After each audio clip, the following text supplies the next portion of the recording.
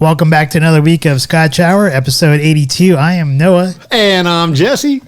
This evening we have the Bothan Scotch. It is a sherry cask. The Bothans, they ruled the galaxy for over 10,000 years, if you didn't know that.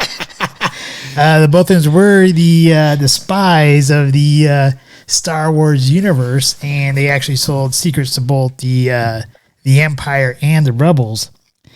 And along with that, they're the ones who gave the new plans to Darth Vader's new, or the Emperor's new Death Star, located there near Endor. Little bastards.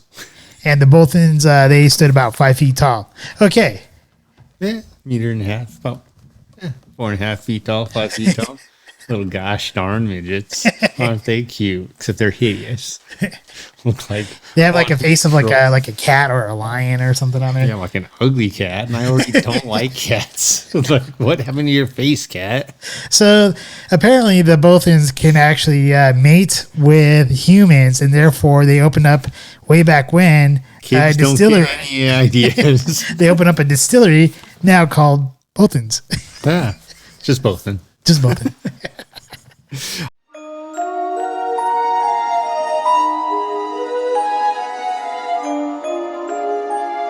Scotch Reviewed.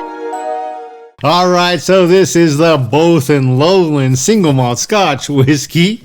Haven't done a ton of Lowlands. That's why we're branching out. This one's interesting because it is done in ex-bourbon and ex-sherry casks. 43% ABV. We don't know a ton about this one. Literally, if you go online, you try to go to Bothan.com, it literally says you got one option: where to buy, website in development. So as Jesse's opening up that box, I'll finish up the rest of the intro there.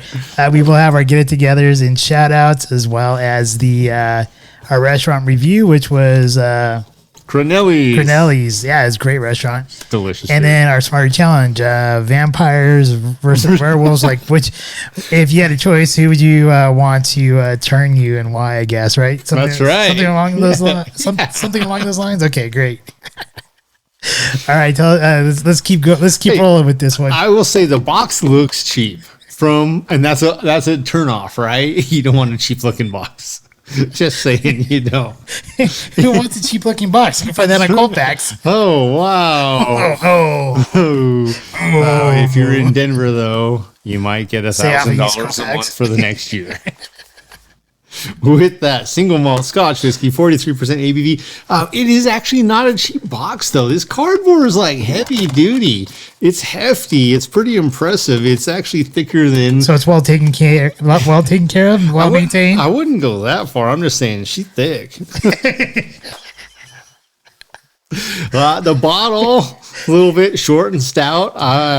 Nothing wrong with it. It does remind me a little bit more of a bourbon bottle than a Scotch bottle. I like them a little bit leaner, if you will, taller and leaner, but not bad. I don't know that it's sexy. As far as a bottle and labeling go, I don't find it very appealing. No, it's maybe it's the orange, maybe it's the bottle. It's good for like a Broncos night when you're trying to get your friends ready to watch the current Broncos tied for first place not lose again. Because you don't really win when you don't lose. So here we are. We're going to rip right into this. The Bothan Lowland single malt Scotch. Again, we do not know which distillery this actually comes from. I'm guessing it is ultimately, I believe, a Total Wine & Co. project or another producer, bottler who's working with a distillery, making an agreement, much like Kirkland does over at Costco, so that it will be secret. I will say the foil is nice. Another nice wood top. Like, they're not cutting costs there. Not full cork finish. Well, you know what they say, right? It's much easier to enjoy that Scotch when it's not protected by the foil. There you go. You don't have that thin layer there. Is that a Star Wars thing? Well, you have to open up the foil, right? I don't know what you're talking about. Neither do I. Raw dog, man. Raw dog. All right. Well, here we are venturing into, I think this is our fourth Lowland single malt Scotch, 43% ABV. Again, not quite sure exactly which distillery it comes out of, but, it's a nice adventure as we continue along our journey. 82 weeks now. All right. Cheers. Warp speed.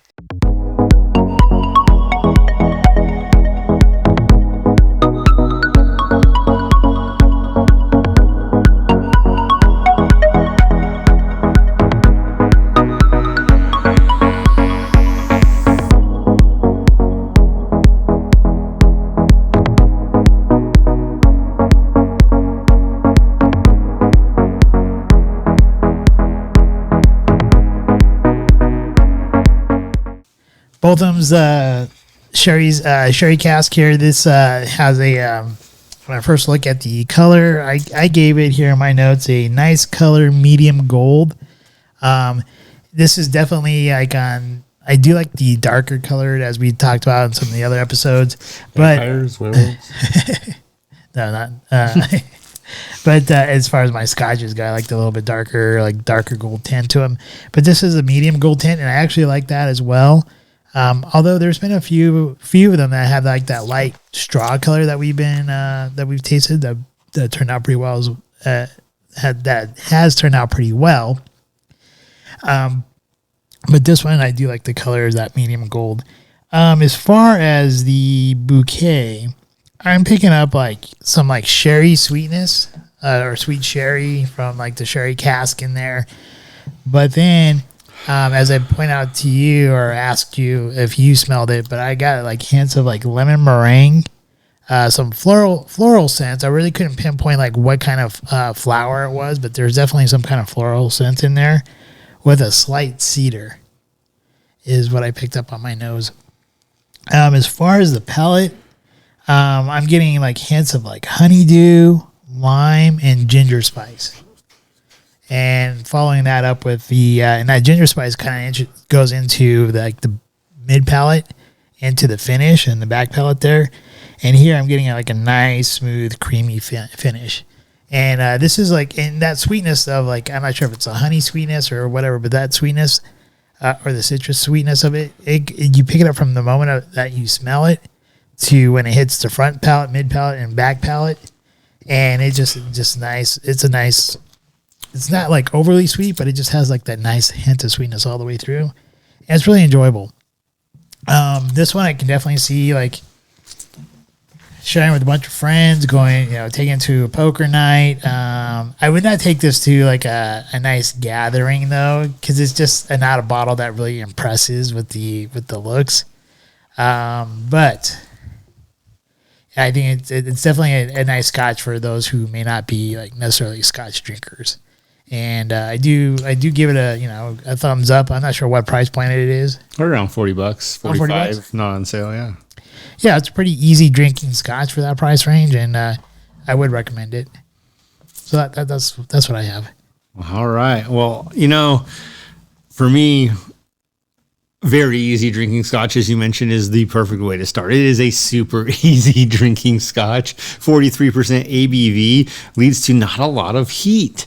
And with that, for me, it is that medium to dark golden color, which is pleasing to the eyes. Not so much as Alaya and Queen of the Damned, but still pleasing to the eyes.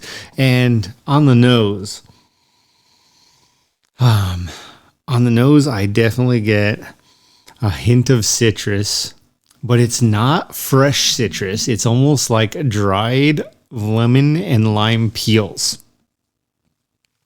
Not the zest you would get if you just grated a fresh lemon or lime, but dried peels. Just that little hint of aged. Follows with cereal, and then I don't know what else to say besides there's a floral note that I have struggled to find, but the closest thing I can say to think of is it reminds me of a sweet petunia transitioning into the Trésor perfume fragrance, which is, I believe, Queen Anne Rose. Again, easy on the nose, easy on the palate.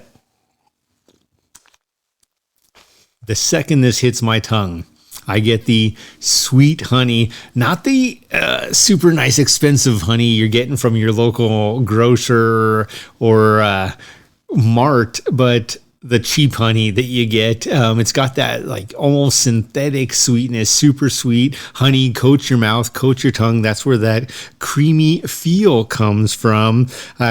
Leads straight into that fruit again, and then a little bit of maybe hazelnut with, I'm just going to say Cheerios. Like, I don't know what better to say than Cheerios for cereal. On the finish, it is a smooth finish. It is also a drying finish. The floral does not let you down. It stays the course, but it does subside to that malty cereal flavor and nut. And man, super easy drinker, nice price point, so you could mix it if you wanted to. I'm not a big fan of mixing single malt scotches myself, but you could if you wanted to. You're not taking it somewhere to get laid.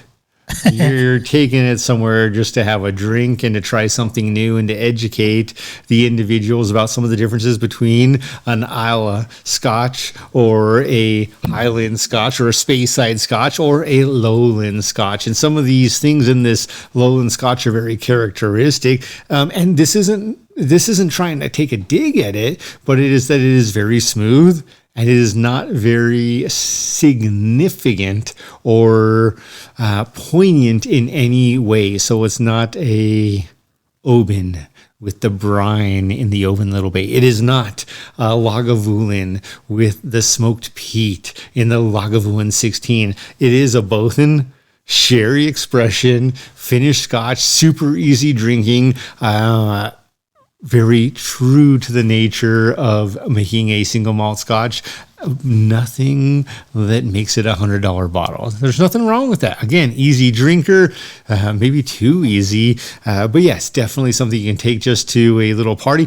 Again, I agree with you. It's not a sexy label. Unless you're going to a Broncos party, you probably are not looking to bring this bottle. They do have one other non-sherry expression version, according to their website, which is coming soon. So we look forward to seeing more. But again, easy drinker, fun. And again, I don't know how else to say it, but it is amazing to me how that honey hits the second you put this in your mouth.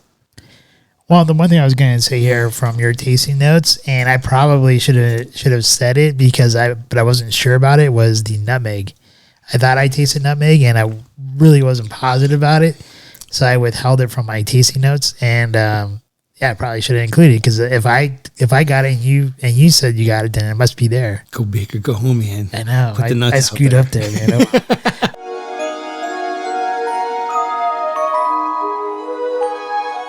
It's time for our shout-outs. It's a shout-out, and later it'll be a get it together. But the shout-out goes to, hey, damn amazing job, Denver Broncos staying first in the league in their section for not losing yet another game. Talking about being in the AFC West.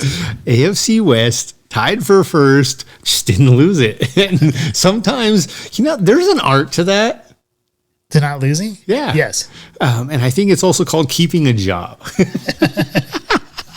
And right now, those folks are doing it. So that's a shout out. It honestly is, because we all want to say, oh, this wasn't a great game. This wasn't a fantastic game. They didn't dominate. At the end of the day, they won. And a win is a win. Like, if you know anything about Talladega Nights, a win is a win. How about yourself, Noah? Have you got a shout out? Giorgia Meloni. Congratulations to her for winning the election there in Italy, becoming the new prime minister. Salud. So some people might say that it's kind of weird. If you listen to the mass media, they're talking about how she's like a new fascist and stuff like that, and like the new coming of Mussolini. But when you listen to her speeches, and maybe I'm the weirdo here, but she talks about like how keeping like the traditional family unit in place, closing down their borders, not supporting Sharia law in Italy since they're not Muslim. They also want to. She's also against mass migration into Italy. It seems like a lot of it's all pro-Italian and being like, and holding on to some like the traditional values that I think a lot of conservatives do. So honestly, I don't think she's being a fascist. She's against the bankers and against a lot of the corporations out there who are exploiting the people. And really, fascism is really when you have the intermingling of corporations with the government. And so the way she's talking is about kind of like anti-corporate stuff, but bringing more into like individual liberty and freedom. So I just want to say congratulations to her for winning that election. It is an interesting topic and a thought process around that, because we talk about celebrating our cultures, but the second we try to protect them by leaving others out, all of a sudden we become demonized. We become the evil. And that's literally all she's trying to do is protect her culture, which also means protecting her site, her home. And anyone has the right here, at least in Colorado, make my day, to protect your home. She's doing that to her country, her home, her Italy. And it is interesting how all those people, with the immigrants illegally fleeing into Texas or Florida, and all the others easily saying, well, no, don't go putting them in little camps or little areas where they don't have their freedom. Yet the second you send them off to Martha's Vineyards, they're all imprisoned.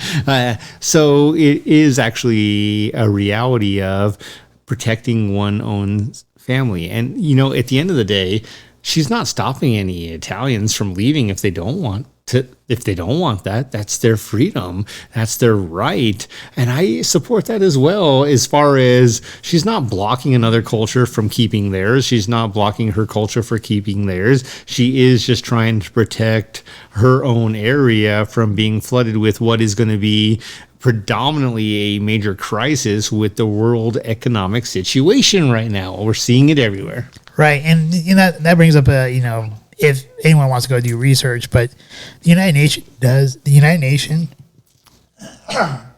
excuse me, they do have a what's called a replacement migration policy in order to basically eliminate the existing population in an area to bring about, as they say, more diversity. But if you really translate it, it means to get rid of the natives there that have their own way of thinking and stuff. But you could read, anyone can research that and look into it if they want, and then they can read between the lines if they want to as well. I think the most fascinating thing about that prospect to me is you make something great, and then other people think they deserve a piece of your greatness. It could be a pie, it could be a car, it could be a Tesla. I'm not even actually a huge fan of Tesla cars, but what I do respect is what Elon Musk did as the CEO of that company, where people want a piece of that. And there is the opportunity to get a piece of that, but you're going to pay for it and you're going to do it right. And I think that is absolutely something I believe in. It's not about blocking others. It's about protecting oneself or buying in. And that's just a reality. I don't struggle with that at all. Again, like anyone who's got those unwanted, just ship them to Martha's Vineyards. All right. Do you have any get-togethers this week? Oh, my first get-together. There's going to be a lot of get-togethers in these next 12 months. But really, I'm going to go back to, and I'm not going to steal yours because I know. Oh, I'm not even going to talk about Denver. I got a different. All right. So where I'm going to go with it then is looking at this proposal that's been placed for Denver to use federal COVID funds to pay homeless is very mind-boggling to me, because it is absolutely the opposite of diverse. It is absolutely discretionary and also biased, in the sense that if you read through, as I have read it, somebody can correct me if I'm reading this wrong, please leave us a comment in our comments. I will talk about it again next week. But as it currently states, women get a portion of these funds. Anyone who does not relate to a male/female gender gets a portion of these funds. But if you relate and you are a male, and that is how you are identify yourself and are identified, then you get zero of these funds for being homeless. Yet 70%, over 70% of the homeless population in Denver is men. So am I understanding you correctly? You're saying that if you're a woman, or basically, like, I'll just put a bottom line, if you're anything other than a man, if you identify anything other than a man, you're going to get paid for doing nothing. You're going to get paid for being homeless. But if you're a man and you're homeless, better go get a job if you want some money. Then you don't get anything. You okay, get nothing. I just want to make sure, because that sounds like that's kind of sexist. It's not only sexist, it's wrong. It does seem like it would actually violate some kind of like federal laws. And state constitutions. Yeah, I would think so too. But hey, what do I know? That before. So, get it together, Denver. And I also want to know who's like trying to get this passed. I want to know who thinks that it's okay to do just that. Probably some left wing nut. Right. Like, who thinks it's okay to be sexist all of a sudden? Like, we've literally worked. Is that sexism? It's reverse sexism now. No, it's just sexism no matter what. We've worked to fight sexism in this country. Basically, like reverse racism. Yeah, but we've worked to fight sexism in this country since this country was established, since we drafted a constitution, since we made so many laws. And now we're like, oh, no. We can be sexist. We can block out the males. What? You get no rights. Okay, what? We progressed so far that we started to regress. It's interesting that you say that, because Elon Musk actually made a comment based on the moon rockets in the 60s and how we degraded technologically wise, success wise. And he really emphasizes that if you do not continue to fight the fight, yet you're constantly trying to change things, that you actually degress because everything else is moving forward around you, that you go backwards. And he is absolutely right so far with the moon landing, should it have happened. Well, in society, you can see it happening. In any Everywhere. case, my get it together goes to the legal team. So you and I had a project at work. Legal teams? Maybe just legal teams. Yeah, legal teams. Don't bring in work. Legal teams. Okay. Anyways, I'm just gonna give an example here. I had a project at work, and it was supposed to be done at a certain time in a certain time frame. However, where we were, or my department or myself, we were waiting for certain information to be approved by the legal team. And apparently, this is just not the company I've worked with, but it happens in many other companies. So the legal teams altogether don't seem to really understand like what these due dates are and how to approve these things in a timely manner, so that way the other departments can actually get their stuff done and taken care of. So altogether, not just with my company, I just used my example, but you told me about some other people who had other projects, and the legal teams wait till the last minute, or they approve whatever they need to approve beyond the due date that was supposed to be originally approved by, and they get it out late. So I'm just gonna say to legal teams, get your act together and get this stuff approved in a timely manner, so other departments can do what they need to do. Here's what I love about this is that it literally talks the opposite of the Make My Day law. In essence, you can pull the trigger. If someone breaks into your home in Colorado, you can protect your family.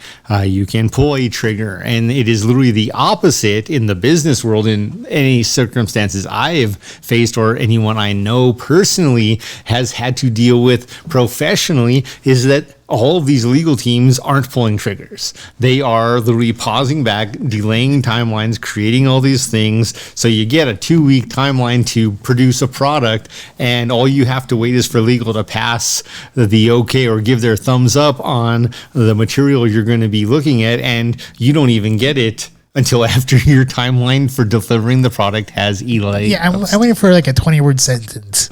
Like, just Or go. 2 sentences, yeah. You need one word, go, or pull. Protect your family. Pull. Like, just do it. And it's funny because I think that's where laws like the Make My Day law in Colorado, people hate. And why? because it's not an argument. A lot of people just want to argue and talk and fight. No, it's not an argument. You lost the fight. You broke into my house. I love to make my day long. Kids upstairs sleeping, and you will not get to them. I'm okay with make my day long. I'm okay with that. Cheers. I remember when it first came out on the news that this guy who had like I think he was like an auto mechanic or something like that, and he kept on getting robbed. So he set up like a shotgun. So like when the window that the people kept breaking into, when they broke into that window, the gun went off. Do you remember that story at all? I do 100%. And where he failed with that is that he wasn't present. That's why he lost that. I thought he won it. He may have ultimately won it, but I know that like where the gray area came from is he wasn't actually protecting. He had set up a booby trap and booby trap certificate. I don't know that he did win. I can't remember. I mean, it was a long time ago, like when we passed that law. So I don't exactly remember if he won or lost. Yeah. But I do remember it was like in the news. Yeah. Don't set a booby trap. Just wait for him. Pull the trigger. And that's the hardest part, though, and that's why it was so easy for some to pass the law. Is like, no one's going to pull the trigger. Not true, my friend. Not true.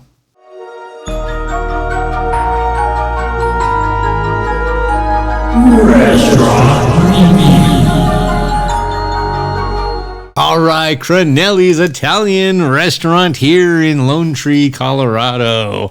And it's right off of Park Meadows Drive. Man, pleasant treat. Do you want to start? You want me to start? Go ahead and start. I need to look up the name of my dish. I know it's chicken something. Cacciatore. Yeah, man. So with that, this little wonder, if you will, is there off of Park Meadows Drive, and it is fantastic. There is good reason to make reservations. They are not booming, popping, blowing up until probably 6 o'clock. But every time I've ever been there, tonight is the prime example. There was not an empty table at 6 o'clock. There were people waiting at 6 o'clock, and there is good reason for that. So with that, we got there about 5:15. And it was nice and it was cozy and it was not super busy.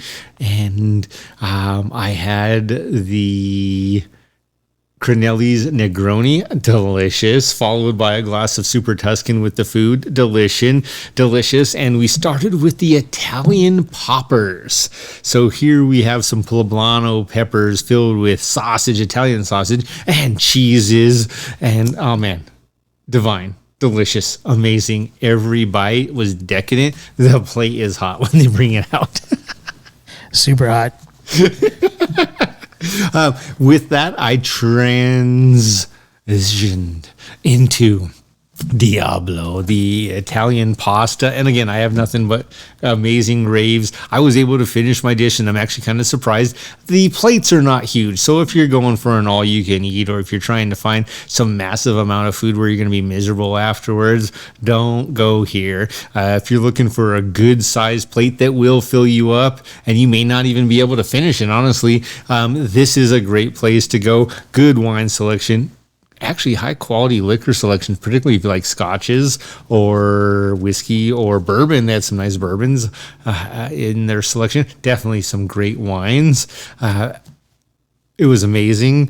For me, the atmosphere is the only thing that isn't a 9 or higher. The atmosphere is good. The atmosphere is a 7 for an Italian restaurant. It's cozy, it's fast, it's fun when they're busy. It is loud. Again, family style situation where you can be at a big table. They are very accommodating. The staff was gracious. They were great. And the food for me, a 9. The staff for me, Jason was our waiter. Jason also was one of the 2 bartenders. Jason, if you watch this, you did an amazing job. Cranelli's, give this guy a high five, maybe a raise if he's due, but definitely give him a high five. Jason, you represented Cranelli's well.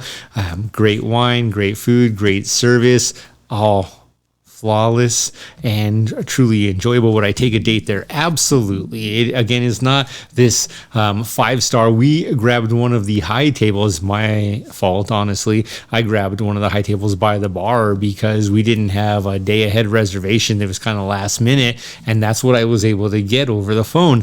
But even so, I would have loved one of the other tables, but even so, service was great. Jason did great. Jason, you're an 8 or a 9. The food was definitely a 9. The atmosphere, again, a 7. Overall, this restaurant, to me, delicious food. Would I take a date there? Yes. Would I take a friend there? Absolutely. Would I sit at the bar or a table? If I couldn't get a table, would I sit at the bar? Yes. There I have outside seating if you're going in the evening and the sun is setting, or if you're going at a time where the sun won't be blazing upon you. Definitely take advantage of those outside seats. Overall, it is an 8, and we don't longer give many 8s in this. So great job, Cranelli's. I think Cranelli's did a great job. I like how when you first walk up, you do see some of those outdoor. It's you see some tables on the patio, and it's not a get it off patio, so it kind of reminds me of something like you might see like when you go to Europe and you're like coming up to like a restaurant where it has some like outdoor seating there, and the wait staff will greet you outside the front door. Which was kind of nice. It was nice to see, and it is very welcoming. The ladies there, the hostess, the 3 hostesses were all very nice. When I first walked in, I thought the ambiance or the way the place looked seemed really nice, nicer than some of the other places that we've been to. It is definitely like a solid 7, maybe an 8. I think if you sit at the tables, you probably get a little bit higher of a. I think it would be rated a little bit higher as opposed to sitting like right by the high tops, like right by the bar, because in that area, that little section of the restaurant is kind of really tight. And I'm not saying like tight or anything like that, but it's not as it doesn't seem as open as like the rest of the restaurant does. And, but I kind of agree with you on the ambiance there. I'd probably give it about a 7.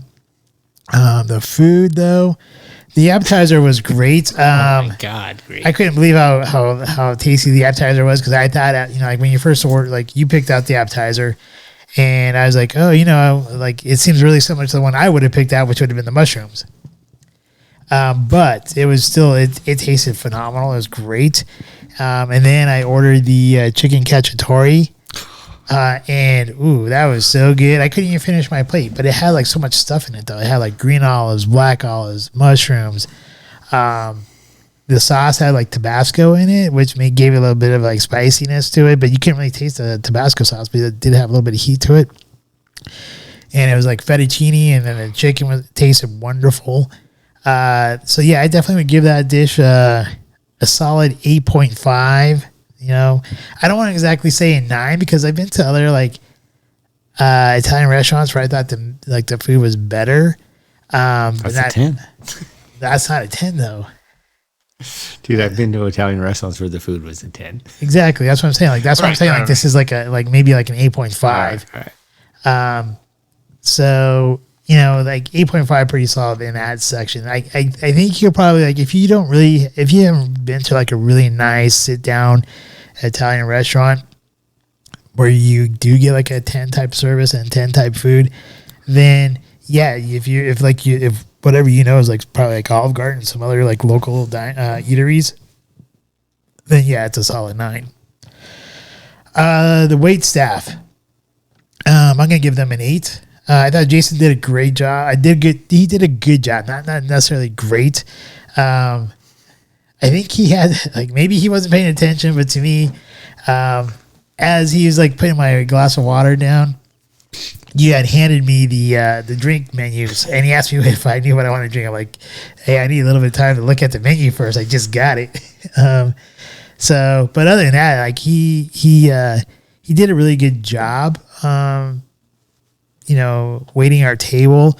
The one thing the other kind of nitpicky thing, and this is really like nitpicky. Dude, it's that's not okay though.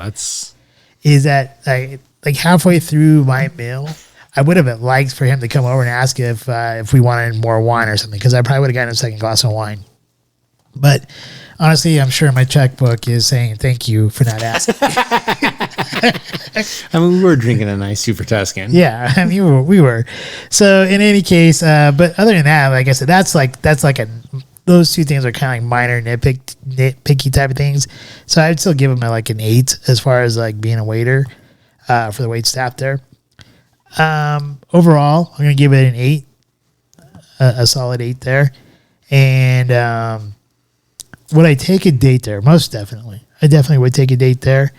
Would I meet a friend there? Yeah, I think you can have like if you're looking for like a nicer kind of like a place to chill and have dinner with a friend and just chit chat and catch up. Yeah, that's a great place to go. Would I take a business client there? Definitely. I can definitely do that. Yeah, I think it's a great place overall. I do recommend it. Although I'd say the one weird thing though at first was like driving there listening to the GPS. Whenever it told me to turn in at, I thought I was actually turning into an apartment complex. So I wasn't quite sure I was turning into like a restaurant, like a little strip mall next to an apartment complex. But that's not like, I don't think that's really the restaurant's issue or anything like that. It just kind of like, it just took me by surprise at first. I do highly recommend it. So if you're in Lone Tree, and you're around there, definitely go there and try it out.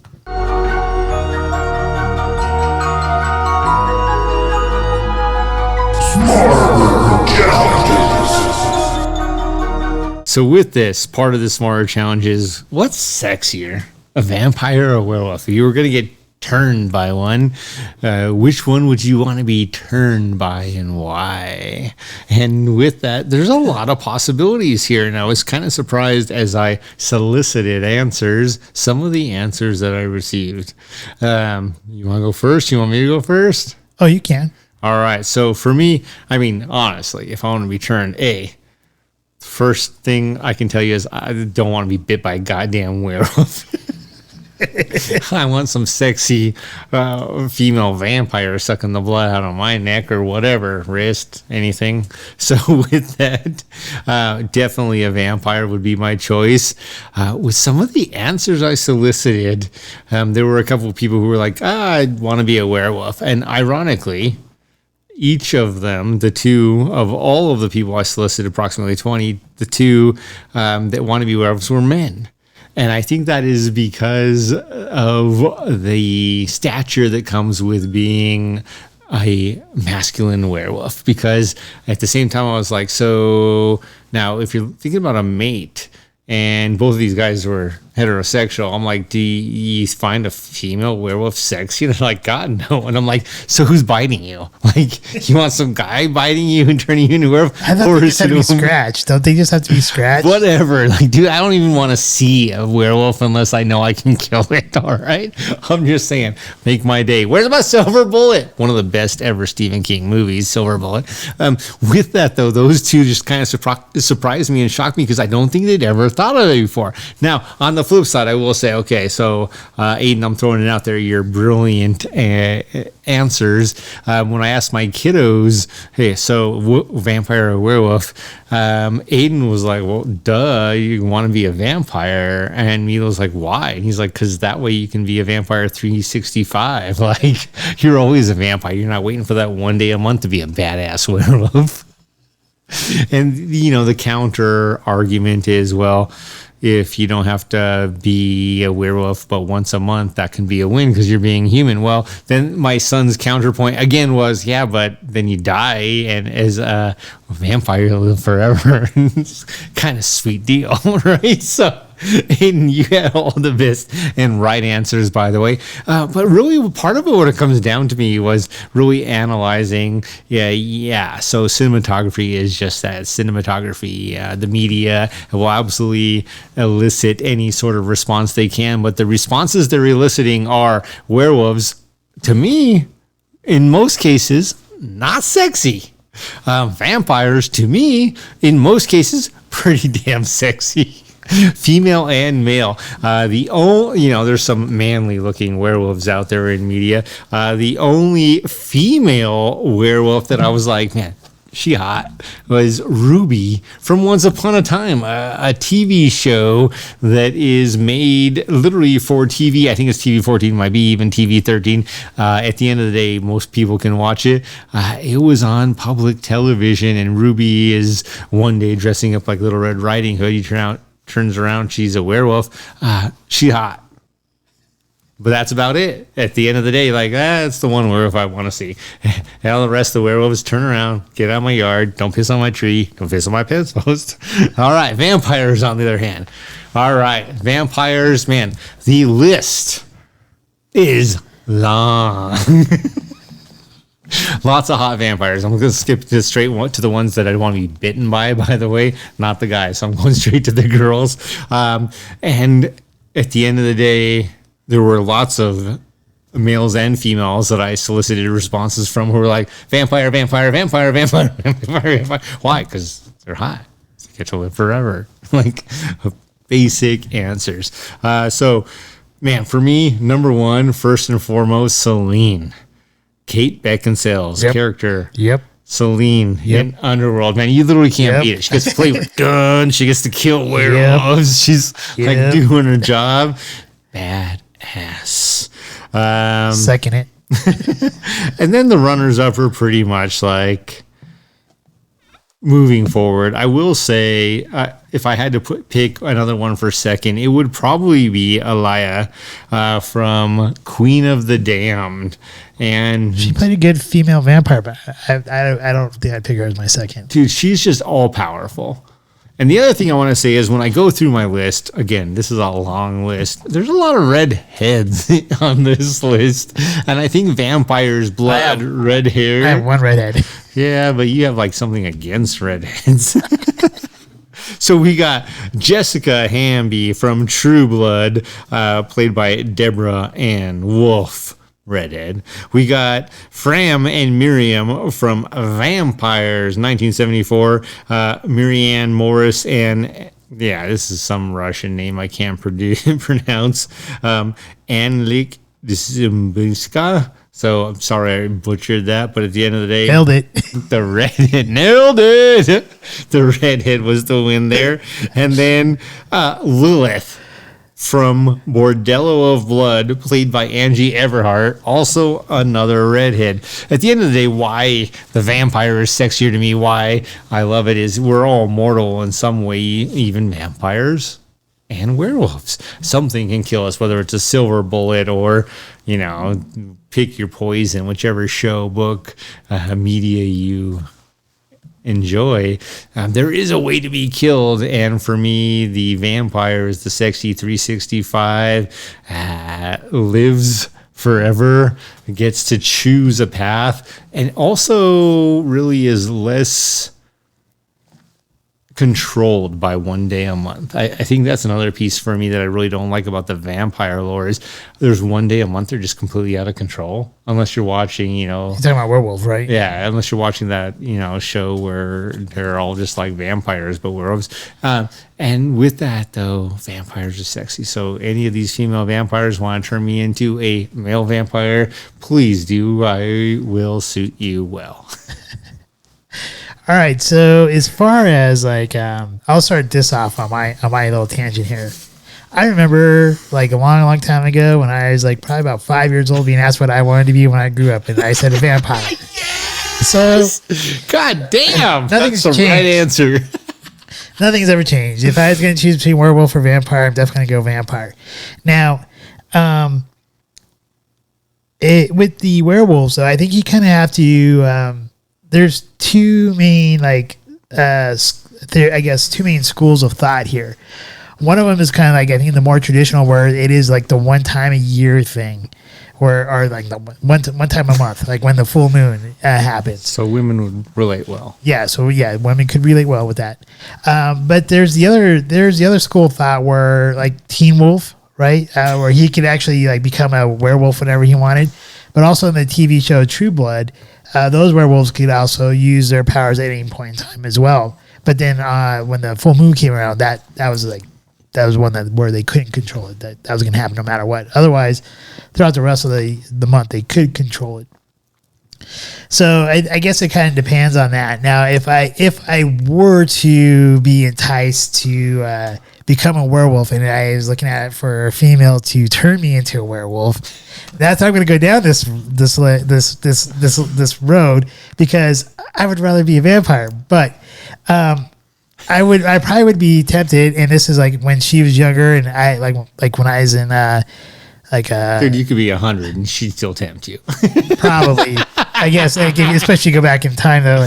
But and this really kind of goes back to I really started to like this actress back when I was writing on paper for my German Film and Society class. But Julie Dupuis in the American Werewolf in London. American Werewolf in Paris. I thought she was really, really beautiful, and really, I thought she could probably maybe convince me to become a werewolf. The other person, twist your arm. yeah, she twists my arm. The other one is Christina Ricci.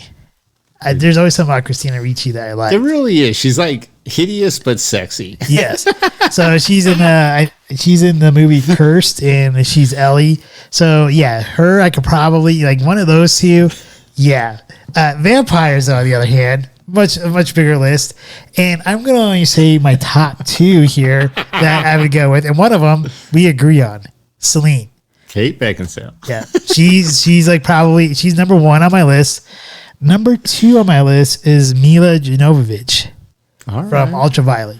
Dude, that's pretty hot. Yeah. She's pretty hot. She's pretty hot.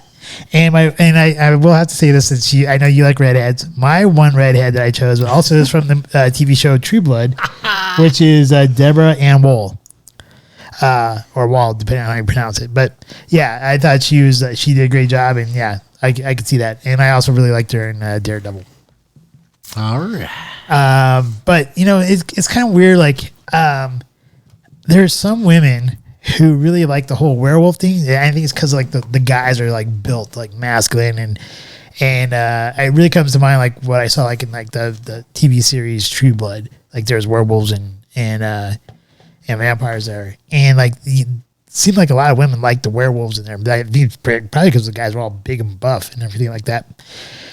And this is what it kind of reminds me of. When you look at werewolves, they are not usually all themselves. They're not usually put together very well, and they can kind of live life, but they're kind of blue collar people. Haphazard. I'm gonna say they're blue collared, and vampires are white collar. No, I think that's actually one of the things that when I associate the two, I'm glad you brought that up. I think that's one of the things I also associate is I don't just want to be a muscle-bound, gym-bound guy. Yeah, if you want a meathead, that's the werewolf. Yeah, no, absolutely. And if you want an executive, that's a vampire. And I think they're also, when I listen to the responses, this isn't the first time I've gone in circles asking this question. Each time, one of the things I think of is, you're not in it for the long game. You're in it for a great night. You want a great month. You want a quick relationship or a great relationship. When you ask the question, if you're going to live forever, who are you in it for? Well, first of all, the werewolf doesn't live forever. Second of all, the werewolf, to your point, there have been no books or anything else I've ever read or movies I've ever seen where the werewolf's the genius scientist, where the werewolf is the genius who's trying to figure out how to make the world a better place. No, it's the vampires that are literally the ones trying to do that, even if they're trying to reverse engineer their own virus. Here's the thing with the issue with the werewolves, I think, though, is that with Underworld, the Lycans, they did actually live just as long as the vampires did. So once again, depends on what you're watching or whatever, or what theory you're looking at. I love that you brought that up.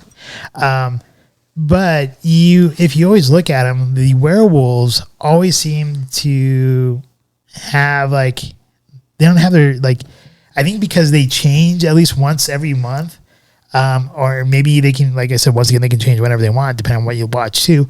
But they always, because of that change, whatever, it seems like they can never have anything nice because everything always gets destroyed when they change into werewolves. So when you look at them, they're never well put together. They're not put together well at all. They're built well, just not well packaged. Yeah. So their home life is in shambles because they're fuck.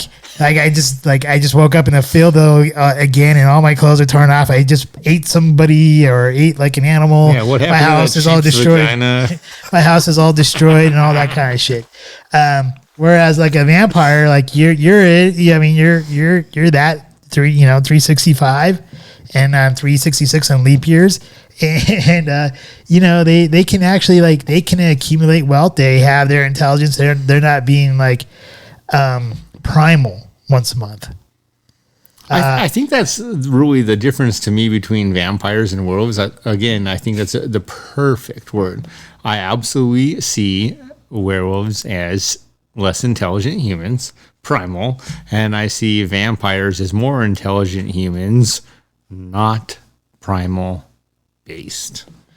Well, I don't think I think when they're in their human form, they could be very intelligent. It's just like when they switch over to the werewolf, I think it goes back to animal instincts and primal.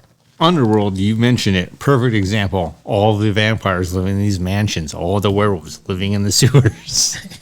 Right? Like I think it's something you can relate to. The irony is that everyone that I asked has seen these different things, and the few that still choose werewolves, I'm like, so you would choose the sewer over the mansion? Help me out. You would choose wearing Goodwill clothes because when you turn into a werewolf, you break out of them and you ruin them over Armani suits or Brioni or some of my favorite Xenia and Richie. But there are some people out there who prefer the more like the blue collar lifestyle. Right. Where's the intelligent factor? They're not planning on living forever. Those people are not planning on living forever. They're probably not, but I don't really blame them.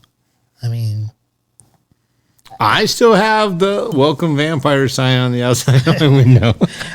They're welcome. Make my day. If the bullet doesn't kill you, bite my neck.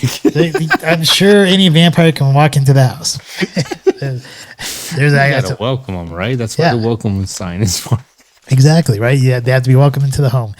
And I'm pretty sure neither one of you would be like, yeah. And if they're going to kill me, then never mind. Now, if out there you're watching the show and you're going to change us, you're more than welcome to come in. If you're going to kill me and use me for food, never mind. Wait, here's where I'm going to go with this. If you are trying to prove me wrong because you're the world's sexiest werewolf out there, come on in. Prove me wrong. Turn me. I'm in.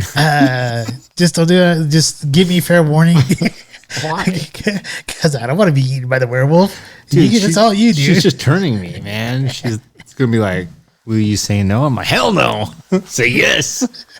Say yes. Barbara said yes, right? That was a no? Oh, shit. So, at the end of the day, man, which is sexier, werewolves or vampires? Honestly, I think it all comes down to like each individual person believing in what kind of lifestyle would suit them more, or what they would envision that they would want to achieve to go after. I always ever since I was a little kid. Once again, I was mentioning since I was 5 years old, I wanted to be a vampire. And one of the reasons why is because I thought when I saw stuff like Dracula and stuff like that, had a castle. He could have basically anything that he wanted. Yeah, there's some drawbacks. You can't really hang out in the sun. But once again, depending on what show you watch, you could be hanging out in the field and you look all sparkly and shit. Do you really need the sun? No. In fact, up until recently, probably the last 5-6 years or so, most of the jobs I really had were nighttime jobs. And in college, most of my classes didn't start until 10 a.m. anyways, because I just really am more of a night owl person. So I prefer the night anyway. So no, I don't think you really need, you do need the sun and you need the vitamin D and stuff like that. But honestly, if we're talking about these mythological creatures, me being a night owl, I'm okay with being a vampire. All right. So if there were 3 vampire lives you could live in cinema, so in other words, you're picking 3 vampire movies, what 3 would they be? What 3? Well, I think you definitely have to go with Bram Stoker's Dracula. That's definitely a good one. I'm surprised you didn't bring up Bellucci, by the way. Well, on my list. She's number 48 on your list. No, she's not. my list is only 6 people, and I give you 3 of them. The other 3 was Monica Bellucci, Ashley Greene from the Twilight series. I thought she was pretty nice looking. And then one that we talked about called Suck. The movie Suck. I can't even say the lady's name. Dude, that's how it was with Fram and Miriam. Nissa Skino, I guess. Nailed it. But Both of them nailed it. so, Bram Stoker's would be one. I never lived in this. Obviously, I haven't lived in this era. But what I thought was really cool, though, too, is like Dracula Untold, like how he where he lives and stuff like that. That movie is like one of the closest to my heart. I thought that one was pretty kick ass. And then the other one would be kind of like, I don't know what that third one would be. I definitely wouldn't want to be the vampires from 30 Days a Night. Those vampires kind of suck. Because they're Only fitting because we were just talking about suck. well, because like those vampires are kind of more, they kind of seem more like the werewolves, transient, and then they had like dried up blood and stuff like that, and they didn't look like the elegant type of vampires that we've spoke about. I can see something like maybe you have like True Blood, vampires from that TV series. I thought he did pretty well there. So I guess those would be my 3. It's pretty good. How about you? Man, number 1, man, I think you're pretty close. Dracula Untold is absolutely like my first. Because of my code, that's where I'm at. That's where I live. I would absolutely save my family, and that's crazy. It's only crazy because other people can't understand it. And there are people out there with other kids when they would put their own kids in that same position that could understand. But for the most part, if you haven't had a son and you don't love your family more than you love yourself, if you aren't really willing to sacrifice yourself, your life, your energy for your kiddos, you can never understand truly Dracula Untold the way that, in my mind, I don't know if this is fully true, but I believe you can't, as a parent who's had a son, and this is where it gets tricky, is because there's probably lots of parents out there who are like, well, I have a daughter, I would do that for my daughter. I know that that's there, and it's still not the same. And I can tell you, I know that in my heart because, quick tangent, Mila was born. I loved her to death. Everyone knew that. Everyone I worked with. Aiden was conceived. Aiden was about to be born. Everyone's like, how are you going to treat them different? I'm like, oh, I'm going to treat them 100% the same. Aiden was born. And the second he was born, I realized he's not the same as a daughter. And there are, Aiden, if you hear this, don't take it in any negative connotation. There are higher expectations for a son.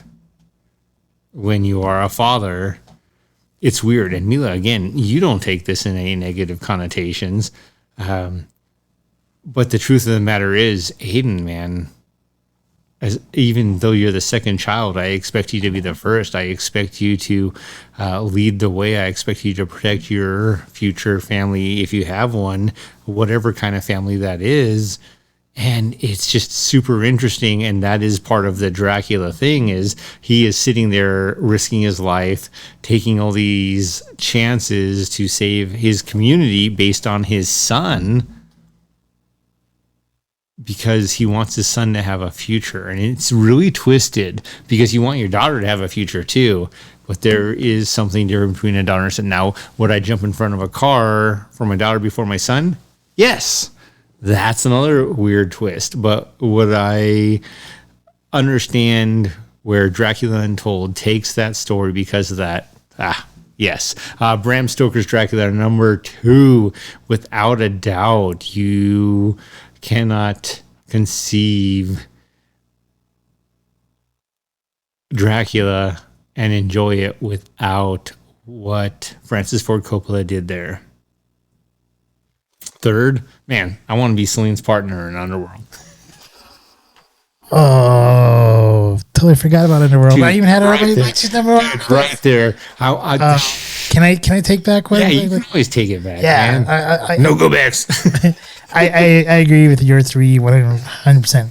I agree with your 3 way more than my 3. Dude. My third one I was kind of iffy on, but now that I see your third, Dude, yeah, Celine, I don't really want to go around killing werewolves, but dude, why not?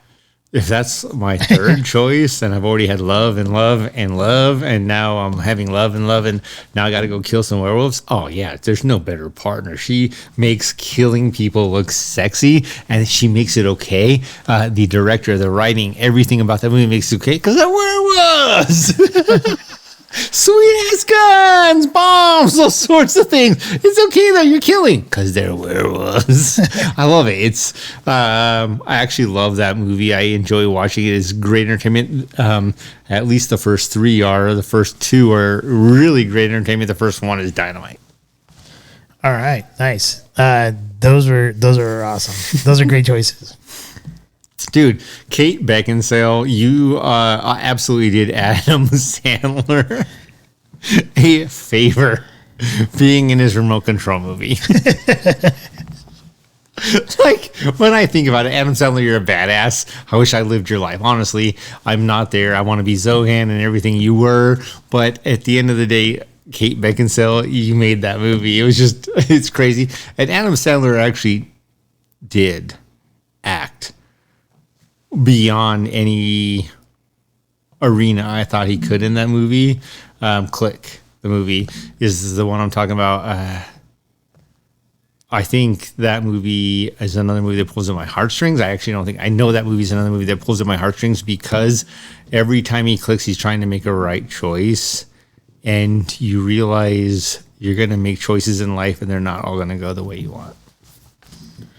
All right. Anything else that we want to discuss on this particular topic? No, man. Vampires all the way. All right. Salem's Lot. Nosferatu. I still haven't seen Salem's Lot. God damn, Stephen King. But I mean, it's not that I haven't tried though, because it is the Halloween season, so it is horror movie season, and you think with all the freaking TV channels that we have, like it would be on there, but no, they want like some ridiculous money to pay to watch it. I'm like, screw that. However, there is the Return to Salem's Lot, which is a kind of like a sequel to it, which was a movie. So you have like the made-for-TV show, which I have never seen, and then there's a movie called Return to Salem's Lot. We need to get drunk and turn and watch Salem's Lot because that's the only way it's going to be scary nowadays. Because the technology is so it's going to be like, hey, check out the white-faced guy coming up to the window. Hey, white. It was scarier. So, being that we are in holiday season, for those of you guys who haven't seen the movie Pearl, I still recommend going to see that movie. If you haven't seen Barbarian, I would recommend seeing that movie. I need to make my reservation. But for next week's Smarter Challenge, so that way, dun, dun, dun. and we are going to be utilizing our AMC A-listers card or whatever it is that service that we have. So IRS, we are using it. It is for movie for our show. Right off is legit to quit. So the movie we are going to review is Smile. Oh, dude, that looks twisted as turds. Yes, it does. That's the reason why. It's the start of the Halloween season. I mean, I hear you. I have nothing against it, but that's one of the movies where I look at it and I'm like, there is true psychology in this movie that's gonna make my back curl. It's gonna make it hurt. So it looks like it might be kind of thriller-ish and exciting. As far as the scotch that we're going to try next week, guys, I apologize, everyone. I was waiting to go down to visit my cousins. There's a huge liquor store down there by them, and they usually have some other single malt scotches that we don't see in our area over here. So it'll be a surprise to everybody. Surprise! Surprises are good. Yeah, it can be. Surprises are good as long as she's not biting it off or cutting it off. No bobbit here. No bobbit here, please. Yeah. Oh, I love you so much. What's that movie where Just kidding. what was that movie? Search the field. Where the guy's giving, or the chick's giving the guy a BJ, and then the husband or whatever comes rolling in the car and like smacks him, and she bites the guy's dick off. I don't know. Is it like something like Gilbert Grape or something like that? Or Maybe it is. I know Robin Williams is in the movie. Are you serious? Yeah, he's like the dad, and like the wife and him are like they're like having issues, and it's his wife that is giving a blowjob to like some guy, and he's with his. If it was his wife, then the guy deserved it.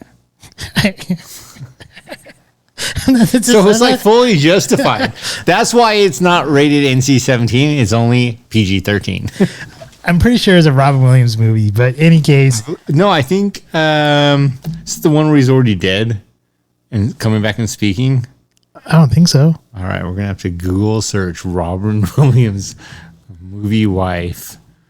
Yeah, I'm not. I know. I think it came out in the 80s. Well, it had to have been. That's probably. Robin Williams was a great actor, and I hate that he was mentally unsound to the point where he didn't have enough support to protect him from his own demise. That was sad to me. No different than Heath Ledger. Yeah, him and Heath. I think it's a shame that Heath Ledger ended his career so early. After Batman. That movie was phenomenal. Yeah, it was. All right, so gonna give you some time Okay. because we're preparing for these things. And 2 weeks out, you don't have to see one movie. You can watch as many as you want, but it is actually going to be the best of Heath Ledger and why. Ooh, okay. Because Heath Ledger had so many movies that sit in my soul. 10 Things I Hate About You. Good movie. One of his greats. A Knight's Tale. Another one. That's my all-time favorite. Dude, his Joker, still to this day, I don't know that it's been beaten. But Heath Ledger, and then the Scotch for 2 weeks out. Should you guys want to procure it? I'm guessing it's another Total Wine version. Ballen Ellen. I'm probably butchering that pronunciation as well, but it's a Speyside Glenlivet single malt Scotch whiskey, 12-year, 40% by volume. So 2 weeks out, watch some Heath Ledger, come back to it, and we will go from there. World According to Garp. Okay, so that's the one. He's dead, right? I don't think he's dead. I thought he was in like a cloud world. He might have been. Okay. So maybe he's dead. I don't remember that part, but Dude, he was an amazing comedian, and what I will tell you is... Nanu. Yeah. Dude, what I'll tell you is, though, one of the truths in my life that I realize is people look at all the people who they think are always happy, and they don't realize that there is a balance with everything, and that they are also the ones that feel the most pain, even though they don't necessarily share that pain just because they share the happiness. Yeah, it's a sad one. Yeah, it is. Well, on a good note here, We're going to go on a positive note. The guy was a fucking idiot. Don't end your life.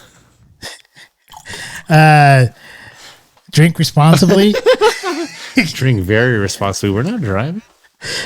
And if you have any comments, please leave it in the comments down below. Life is great. Life is great. If you want to become a Patron member, you can do so. It's the very first link in the comment section down below. And you can watch us on YouTube, Rumble, listen to us on multiple of like different audio download areas, like Podbean, Spotify, and then the myriad of others. Thank you for the listeners in Japan. Thank you for the listeners in the U.S. And thank you for all the other countries too that you guys have been listening to us. And I'll give it off to you, Jesse, so you can close us out this evening. Saying, get ready for next week. Watch Smile, which actually looks like a tremendous movie. I actually think it's going to do really well for a psychological thriller. I'm actually fully in support of that. Stoked to go see it. And then after that, really reconsider and embrace Heath Ledger and everything that he did for our media entertainment. Other than that, no, already said it, but still, fully 100% support, 100% support. Drink responsibly. That's why we drink at home. All right. But like, share, subscribe. Life is great. We hope you enjoyed this evening's episode of Scotch Hour. If you did, please like, share, and subscribe. Also, if you have not done so already, please become a Patron member, with memberships starting as low as $1 a month. Thank you, and hopefully you have a wonderful evening.